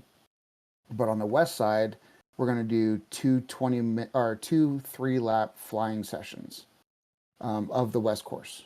So you're actually going to lap the whole of the west side, and you're going to get 3 flying laps twice. And then we'll take your fastest lap from those from either one of those 2 sessions and your fastest track sprint time, and those will become your 2 scores. And that way you have 3 things you're doing on Saturday now instead of just the 2. So you'll keep busier. You'll have more stuff going on Saturday. It won't feel like it comes to a halt, which is one of the things we've heard is, you get an event flow of Thursday and Friday, and then Saturday you're kind of sitting around a lot. So we're trying to keep people from having to sit around too much, add more track time. And then Sunday, we're looking to do 3 sessions to end the event, to give you 3 opportunities for that fast lap. So still 4 scored things, but now there's lapping and track sprint on Saturday, and then you get more opportunities to get your first score in to start off the event. I'm looking at a track map of West right now, and that is like is like 70% of the fun things of the racetrack, like turn 5, turn 8, deception. Yeah. Dude, There's a little bit for everybody. Car? It's not as technical. Yeah, power's gonna kind of present itself there a little bit, but that's where the track will come in.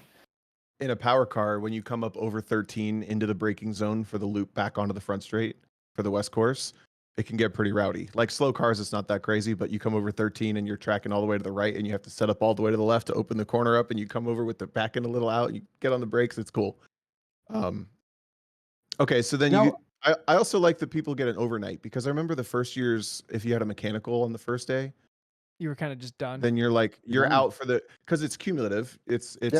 That's a total of 4 different competitions that add up for your final score. Is that right? Did I do that math right? Yeah. Yep. 4. Yeah. So if you broke your car the first day, you had it fixed for the next day, but you already completely lost out. Which, yes, that's how competition goes. But I like that this is. I feel like I always recommend SCCA time trials as the starting point, because it's the friendly version of time attack.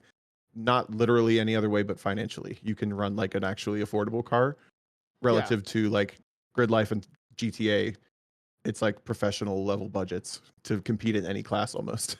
So from that perspective, it's okay, we don't need to be as cutthroat about this format either, because this is where this fills the gap, or it's the market that it fills, that I think is super important. John, I'm sure it's already decided, But is there any way, and maybe NCM won't allow it, but is there any way to run backwards on the East course for the track sprint? We've looked at that. We talked when Busby was the track manager there. We looked at how it's going to take. It would take a massive amount of water barrels because it's definitely not designed to go backwards. because there's guardrails open and stuff. There's a lot of can openers out there with guardrails and cars. And it was going to take a massive amount. Like, I had an idea for a track sprint that I thought would be really rad as like a thing, but we'd have to go backward. Well, actually, no, you wouldn't even go backwards. But anyways, I've done a lot of thinking about the different. Heard it here first, folks. Lizard brains exclusive. Oh, bummer. But no, we looked at going backwards for track sprint because we did that at Gingerman a bunch because we were able to do that there, and it always added a really cool element to it. So having a track where you can potentially go backwards is really awesome. And one of the tracks we're looking to go back to next year for the tour will allow us to do that. So we'll look at doing a Saturday one direction and a Sunday the other direction. Kind of like at Pocono this year, we did. It was the same direction, but we added to the track the second day. So you did a practice session, 3 sessions of one orientation of the track, and then you did a practice session and then 3 sessions of another layout of the track on the second day, which added a cool little difference to the day. And autocrossers love it because it brings on that autocross brain where you have to figure it out pretty quick. But at the same time, you're still doing full track stuff. All right, hear me out. I know the format's already decided, but I have to. When are we going to run the outer loop of NCM? Come on, dude. I was just going to insert that because I've done it and it is rowdy. Let's go. I genuinely don't know that you could do it. Like, you could do it, but it's a high risk. It's so fast. It's so bumpy. It's kind of crazy. Like, the after reason turn we've 5, never even looked into it. The reason we've never even looked into it is if my understanding of the situation is correct, and Busby could correct me if I'm wrong here, but both Andy Pilgrim and Popes have both said, don't do the grand layout in a fast car. Oh, what do they know? They've never been more scared in their lives. Yeah, that's what we're going for. It is so cool. I did it in my TCA car. We did like a little test there once in the middle of the season to do some setup work. And they were like, I had the track to myself all day. So they were like, do whatever layout you want. And if you're familiar with NCM, you turn right at turn 5 into what becomes that hard, heavy braking zone to turn hard right for turn 6. Instead of that, you go straight and there's an even shallower left-hander after. And then there's a basically non-existent left-hander that puts you into Faux Rouge. That's at the opposite end of the track. And it actually carbon copies the Le Mans Porsche curves, like the way it flows. The elevation's not the same, but the sequence of corners is the same. And dude, it's crazy. It's very, very, like, it was basically flat in my TCA car in that Civic on slicks. So you like check up for turn 5 and then you just like flick it back for 6. It's like bouncy as hell. And then you turn in where you can't see anything into Faux Rouge to drop, like, it's even more of an angle, right? So it's more like Spa. I was the first idea I had was like make it an experience somehow. Like I did an Indy track day and they let people drive the oval as an experience, but it was like literally don't crash. This is not like, you cannot go crash. Because it was like during lunch. I don't know. That'd be cool to do. What was your idea? You look, your eyes lit up when he said that. Did you have one? John? No. Who's Yours. my eyes lit up when he said the grand The outer loop. The outer loop. Yeah, my eyes lit up because of what I've heard. Oh, yeah, your yeah. eyes what lit I've up in heard fear. Pilgrim and Popes you had got said about scared. it. It was John got scared Yeah, when I that brought would- it up. yeah, that was a no. I don't like instant reports. I don't like that. Well, let's So. talk about VAR earlier this year then. Oh man. John puts his hand in front of his face. You know, I really appreciated when Ito came on here and talked about the event and how everything went down. And it's it was one of those things watching the social media stuff bring up like, I can't believe they let novices run, blah, blah. And I'm like, novices were not the problem here. No, dude, It was not the novices. yeah, It's the interesting thing is, and I won't share the person's name, but there was a driver there that had a ton of experience, also in a Corvette, that had an incident, like decades of track experience. And he had the incident going into pit lane. Like he hit the pit lane wall. And he was just going into pits. That's all the speed he was carrying. He was just going to pits, hydroplaned, and it ripped the wheel off the car, and it looked horrible. But I mean, he was going pit lane speeds, or going into pit lane at the speed you'd go into pit lane. The thing is, he had like, from his admission, I think 3 days of wet track experience. And that's the thing you kind of find is like, a lot of people, when it starts raining, they're like, nope, I'm not going to go to the track, or nope, I'm not going to do this session because it's wet. I don't want to do it. It's not going to be fun. It's like, but that's when you learn. yeah, it is. That's when you learn to how to drive in the rain, and you're going to learn more about your car and what to do in certain situations and how to back off. Like, I've gone out in the rain in the ND. I'll leave traction control on because I'll just be like, okay, save my dumb butt when I make a mistake. But I'm going to learn what those mistakes might be, and I'm going to learn more about my car and more about the track, and learn what a wet line is versus a dry line, and experiment with that. I remember one of the most fun times I ever had. I had my turbo Miata on R comps because that's what I maybe they were RA1s. Either way, they should not have been in the wet. And I was doing a find the line event at MAM, and the guy that ran the event had a highly modified FDR7, and it was raining, and he and I were the only people on track. And we're going down the straightaway, and the moment either one of our cars would hit boost, it would just step out. We'd have to catch it. And I'm passing him, and we're both looking at each other, laughing our asses off because we're just like, we're going 70. Yeah. Right? And the boost would come on, like, oh shit, you have to catch it. And it was you come in the corner, you like hit the brakes, you slide. Okay, now caught. Okay, go. And so you learn like, where's the grip? Where do I find this? And so there's if you have the opportunity to drive in the rain, do it responsibly, do it safely, but get the experience. And then we learned a lot, coming through that event on a competition brain at certain tracks in certain situations, weather like that. You've really got to be careful because it's, as an event facilitator, we've got to try to manage it the best we can, and that's basically what happened. Is the first group went out, had no incidents, and then we had an incident every session after that. And once we got through a full rotation, or not even a full, we went through and got back to one, and they had the incident. I'm like, we're done. I'm like, drivers meeting. Let's call this, and let's tell people, hey, go out, use a track time, but there's no competition. Take the competition brain out of this. The problem is people were still messing up.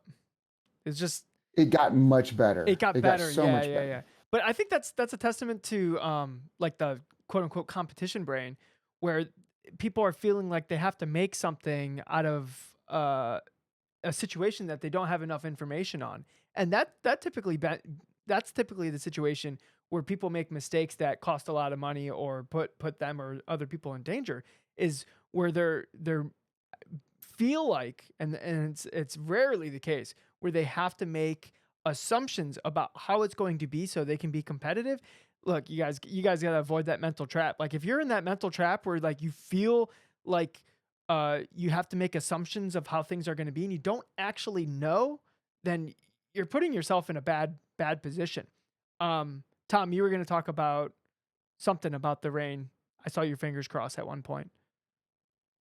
Oh, I was going to ask, who's that Formula One driver that there's the story their dad would take him to the track every time it rained? Was that Senna? I feel like you would know this, Hunter. There's like a famous story of some Formula One driver who their dad would take them to the kart track every time it rained and make them drive in the rain. That would make sense because I mean he's one of the best in the rain. And I'm not the top F1 guy for knowledge and that kind of stuff out there, but I know he was brilliant in the rain. So that would make sense. Someone like that. It was one of the greats, and you're like, oh yeah, that obviously that makes sense. So One time, I think it was the second time I was at a racetrack. First time I crashed a car. Second time I was at a racetrack, it was like a YouTube channel. It was called Speed Academy. They had like an open lapping day, and I was talking to the channel creators, and I was just chatting. And it started to rain, and I said, "Oh, gotta go." And they thought I was running to my car to get like shelter. No, I ran to my car, put my helmet on, and went out to the open track because I knew everyone was going to be leaving, and I was out there 100% by myself. There was 80 cars there, and it was just me driving around on the racetrack. And I drove out there. I drove for like 45, 50 minutes straight, like when it was raining. That is most of the experience I've had driving in the wet before I got to like GLTC wet races. Was like that one time where I ran out into the racetrack and explored, and I spun twice, but it doesn't matter. I'm the only one out there. Like it didn't matter. Like so, I like Yeah. learned all these things, and then also rental carts is a really good way to if you have an outdoor track if it's raining, do an Ayrton Senna. Like that's a really good way too, because like there's very low risk. Like what are you gonna do? Get muddy? It's funny. Like it like Right. Yeah. that's a really good because you have those worn in lines, so like where the racing line actually matters.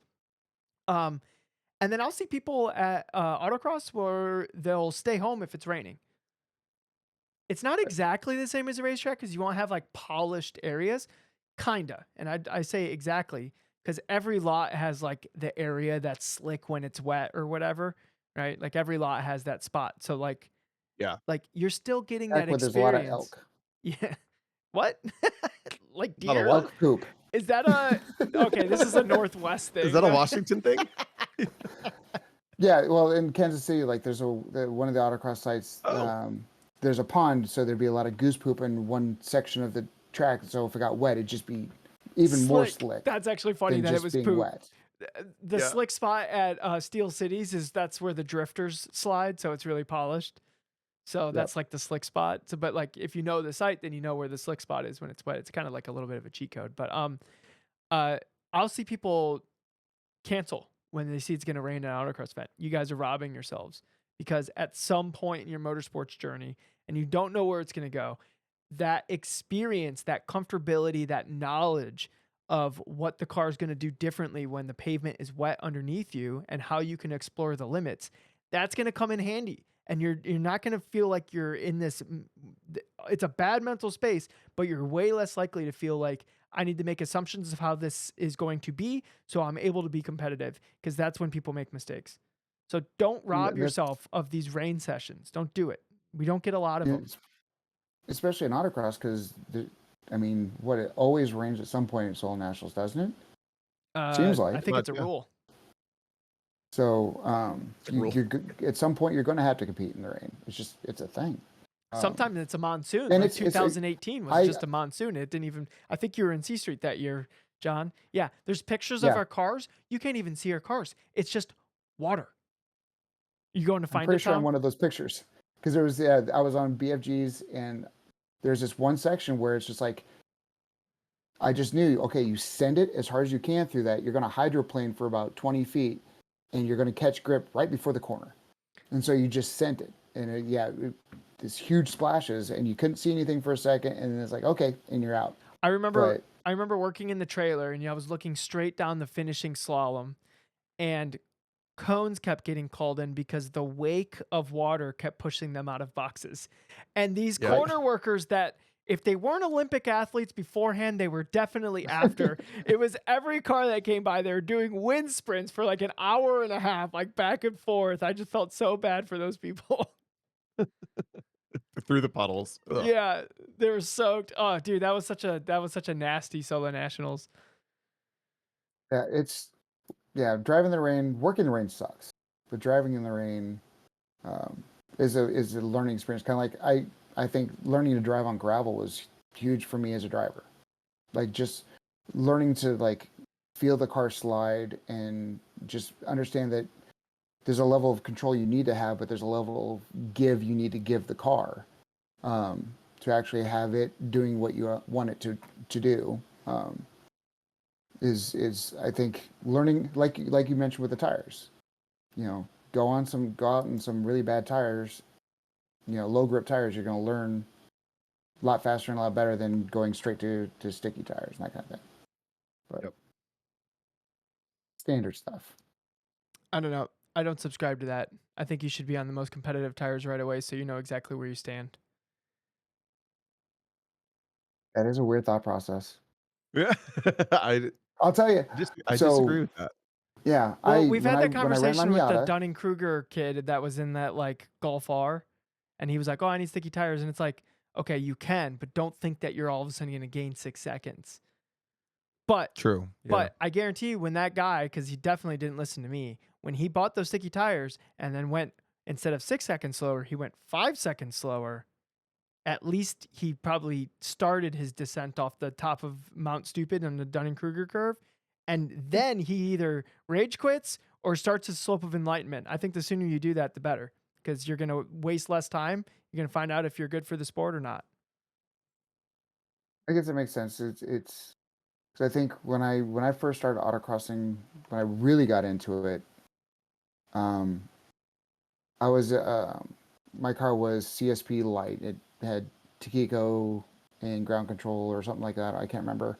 Um, and I was getting beat by C stock cars. I was like, what's going on here? My car's modified. There's not. Why are they beating me? And that's when I was like, oh, they have R comps. And like, it did not take long for me to have 2 new sets of wheels and tires, one with good street tires, one with Kumos on it, so that I can at least compete somewhat. But I do know that when I put the turbo on the car, that whole first year I ran the turbo, I went back to street tires from R comps just to learn how to drive the car with the power that it had with less grip.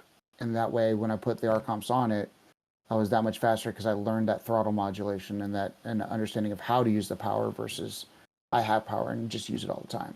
Maybe, but Yeah. you're getting rid of a key factor of that immediate feedback that is important for to be able to gain expertise on something. If you're in a vacuum and you're driving, you might think, okay, I need to work on this, I need to work on that. And some people that might work for, but a majority of people, they need that instantaneous feedback of like, where do I stand? Like they need the shock of like, oh my God, that person just annihilated me in what should be a slower car, right? And it's like you need that immediacy of how you're doing to properly analyze in the moment what you could be doing better. If you're just kind of doing it in a vacuum, then you don't your brain, and maybe, maybe there's special cases out there where the brain is different, but for the most part your brain isn't going to go hunting for where those like that time is, or where that could have been executed better, or where are the flaws in my driving. You can analyze it all on your own of what you think could be done better, but without that comparable car that's setting a faster time than you, I just don't see it happening as rapidly. At the same time, in my where I was competing, I didn't have a comparable car. Like that's most of my autocross career is like when I had the CSP car before I drove the actual competition. The car that I won the championship in. Um, the CSP car that had been running there that I could to compete against quit. Life things came up. He wasn't coming out anymore. So I was like, okay. And so I put the turbo on the car, and there's no other SM2 cars there. In fact, it basically I didn't even know PACs existed. And so once I had R comps on the NA car, before I put the turbo on and I put the R comps on, I was like, okay, I have nobody to compete against directly in my class. So what do I go for? And I was like, well, fastest time of day. That became my new goal.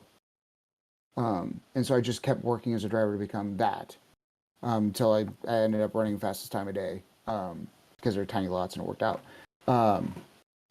And then with the turbo, I wanted to learn modulation and control at a slower pace on a faster car, if that makes sense. I wanted to have things happen slower, even though the car's going faster, where the R comps would make the breakaways faster, the braking traction. It holds until it doesn't, where the street tires give you that little bit of extra warning. So once I pulled those off, I was able to drive it at a much higher rate because I understood what the car would do, and I had to learn the tires. But I thought I could learn the tires faster than I could learn the car, if that makes sense. Okay. Yep. Tom's smiling. I liked your Okay. Okay, fine. If that's what you think happened, John. Yeah. I will say the best thing I ever did as a driver, and I will speak to this forever, is something that I did very stupidly as someone who didn't understand things. So I'd run on Kumos all the time, and I was getting ready to go to nationals for the second year ever that I'd gone, and I was like, okay, everybody's on Hoosiers. I gotta get a set of Hoosiers. Um, the Kumos are quick, but they're not as fast as the Hoosiers. So I ordered a set of Hoosiers and got them mounted and drove down to Kansas City from Omaha. Was at the event and I was putting them on the car, and I don't know how it came up, but I noticed that mine said R on them and everybody else's had an egg. Oh no. uh. You needed a co-driver stat. Yeah. So they were the big tires at the time, the 225 4515s, because that's before they started making the super wide ones. And my car weighed 2,080 pounds. And I never got hit in the tires. The car was just diabolical. And I think it was about a quarter of the way through the season, I gave up. I was like, I can't afford to get another set of Hoosiers. Wait, you never figured out why they were so hard to drive on? Did you just assume Oh, no. that I everyone was... immediately knew okay. that I screwed up when I ordered them. I was like, okay, note to self, don't do that again. That was an expensive lesson. But I couldn't afford another set of tires, and I knew the car was really undrivable, and I wasn't enjoying it. And luckily, like locally, I'd been around enough and driven well enough that I could show up and get co-drives. So I decided the rest of the year, I'm like, I'm just gonna go to an event and see if I can co-drive with somebody. And I think I drove Integra Type R one event. I drove a Subaru 2.5 RS one event. I drove a supercharged S2000 one event. I just did all these different types of cars, and immediately I was like, holy cow, I am learning so much about the balance of cars and what cars do and how to react to cars from each one of these events. So I was like, all right, now I want to try to co-drive a car for a year and drive a different kind of car over the years. So started off in C Street and ran that for a year or two. And then I did STS in a 2.5 RS for reasons. And then I did STU and an STI. Then I did, I think, STS in the CRX at that point. And then when the CSP Miata came a call in, I was like, all right, I'm going to be in this one for a minute, because this is like I said, it was my poster car for autocross. And I did that for a long time. And then when I got the chance to drive the Vermalm's E-Mod Camaro, you don't turn that down. That was stupid fun. But Wait, that would be a good final story. So we can wrap up. We talked about that E-Mod Camaro like in our little after show after when that's we the just hang one. out and keep BSing. So I need you to tell. We've shared pictures of it. I'll share a picture again. This car has articles in like Grassroots Motorsports. It's a 7/8 approximately scale Camaro with the engine in the passenger seat. Is this correct? yeah, pretty much it's set back. It's when you're So in the you got car, to you're drive this set car back in the for car and the motor's here. Which yeah, is and you drove it for like 1 or 2 arm's years. length away Just 1 to year. his right. Yeah, cantilever front suspension. What was the deal with there was a lock on the pedal that locked your foot onto the throttle or something? C-clamp. Tell me, what Yeah, was it's that? it didn't actually clamp, but the idea was if the throttle were to stick, if you lift your foot up, it pulls the accelerator up, so it will unstick the throttle if it sticks, because it was still cable driven, cable throttle. Got it. So it was just a fail safe in case an 800 Yep. horsepower car got a stuck throttle. Yes. Copy. We don't know what it made for power. It just made one Vermalm unit. Wait, what do you mean you don't know what it made for power? I think you're not far off. I don't know if Ron ever told me exactly what it put down Was it for 800 power at the horsepower? wheels. The E-Mod car that I drove, I think was only listen to me, only, I think it was only like 500 something horsepower. This was definitely above that. As I told people, that car could do everything above 1.5. Wait, above 1G. It would corner Everything. at 1G. It would brake at I think the 1.5 and Vincent's, accelerate at 1.4. so I drove something like that. I drove the Vincent's E-Mod car 2 weekends ago. Not this last weekend, but the weekend before that. And I think that thing probably accelerated above 1G. It was pretty wild. This car definitely did.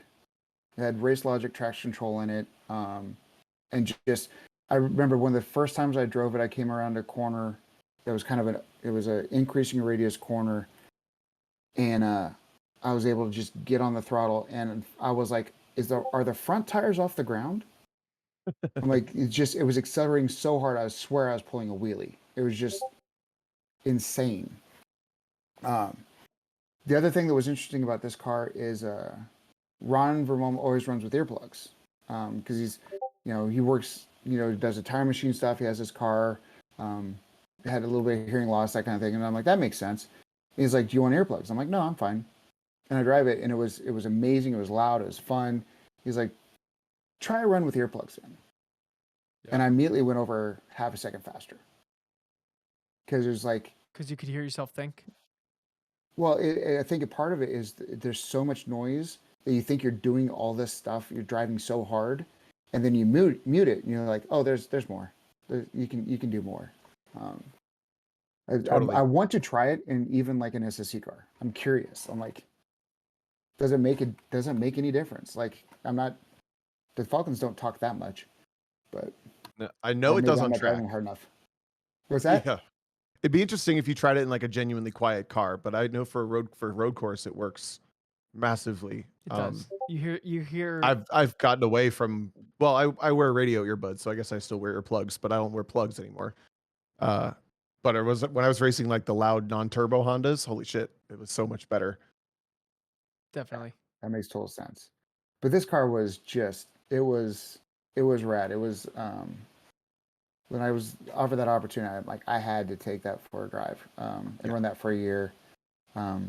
Obviously outgunned by Kiesel's car.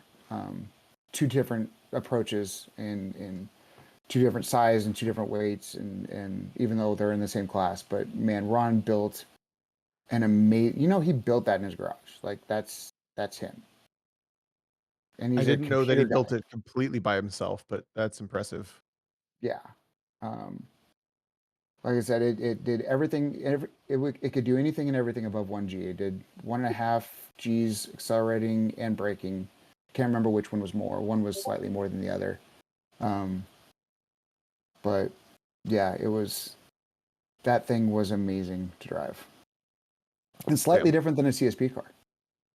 Yeah, I'd imagine. Barely different. All right, Tom, what are you doing this weekend, Tom?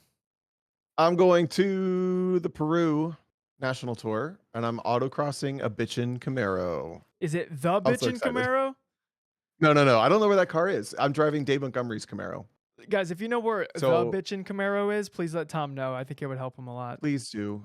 I honestly would love to have that car back, even though it's almost 10 years old now. What are you doing this weekend, John?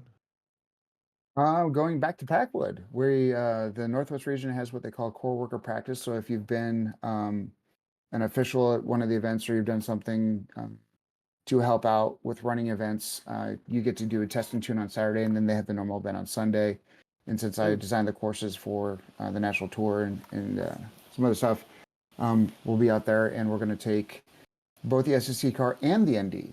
Now that it has the new subframe in it, going to see if the car is a little bit back to its normal self, a little bit better behaved. And then the McKelveys will be out there as well in their car, so get to see how that's going. They live up there now? Yeah, I think they've put that out there. They they have a house out here now, and they will be living out here moving forward. There's another fast driver I've heard a rumor of coming out here. It could get really spicy out here very quickly. I heard Tom's driving out there on Wednesday. There it is. Right. Where's broken? Or Tuesday. And Tom did put out that he loves the rain and he'd like to live where it rains a lot. So he did say that. It's true. I don't know if you noticed, but every single time it rains in Columbus, he posts a picture of it raining outside of his balcony. Yes, that's where. Yeah. Yeah. I was gonna say, are you leaving on Thursday, or do you get here on Thursday? We get there on Thursday, and I red eye home on Thursday because I have to get. I red eye to Peru on Friday, and do all that. Get here Wednesday. I don't know if I'm in control of that. Get here Wednesday. We have Track Night in America at the Ridge on Wednesday. Okay. I don't think we're leaving Oklahoma until like 5 p.m. Tuesday. So that might be a little Faster. tough. Just drive faster. I'll tell Robert to tack her up and dump her and get her going. You know, Tack her up. if you give Thorne a competition, he's gonna like go for it. Yeah, give him a time. Like I bet you can't beat this Yeah. time Is he allowed to drift at Ridgewood or whatever? Yeah. at the ridge. No, but get some practice I'll in throw right him in the before- ND. He can run the ridge in the ND. Have Okay. some fun. What if I'm you trying left? to do the math on that. I'm pretty sure we'd have to go like 200 miles an hour from Oklahoma Probably, to yeah. Seattle Probably to not actually get there. doable, but- Tom, what if we wrap this podcast up right now and you call Robert and you're like, we need to leave now? Going. I don't know. That sounds so stressful. That just gave me That so sounds much stressful. anxiety. That gave, like, Trying I to have got- to plan that last minute trip. Yeah, No, I don't yeah. want to do You're that. you're like, crap, I still have to do laundry from this weekend. Yeah, I literally do. Speaking of, what are you doing this weekend? I'm also gonna be You're at going to the same Peru. place I'm going. Yep, I'm gonna be driving D Street again. Me, Tom. Oh, Christine's coming to hang out this weekend, so that'll be fun. Whoop. So, I Hell yeah. I was trying to trick her to compete in some way, but she's smarter than me, so she's really impossible to trick. So, at some point, at some point, I told Christine in order to unlock S tier love from me, she's got to get out of rookies in Miatas and iRacing. So I'm maybe this was said in a podcast, and I know you're probably trying to wrap it up, but I'm curious what the tiers are. We've got S tier. What other tiers are there? I don't know if I know A these tier, yet. B tier, C tier, D tier. Christine's A+ tier, but if she wants to get to like S tier, which is like the God tier, like you gotta. Come on. That R next to your name in iRacing is Gaming tiers, got it. unbecoming. Got it. Now I get it. Okay. Yeah. As a Gran Turismo guy, I should have. It's been a long time. Oh yeah, that's Yeah, right. It Because is I've- S. I don't have a sim rig. Wait, is that anymore, Gran so. Turismo or Forza? Isn't that Forza? Gran Turismo had what CB, A, and S. They had super the same thing. license. So Forza totally copied off of them. Yep. All right. Yeah, they did. Well, okay. Well, we're ending the show. Oh, okay. We're going. John Hunter. I hope I get to see you this week. I love your hair and I hope you win. Oh, same, my friend.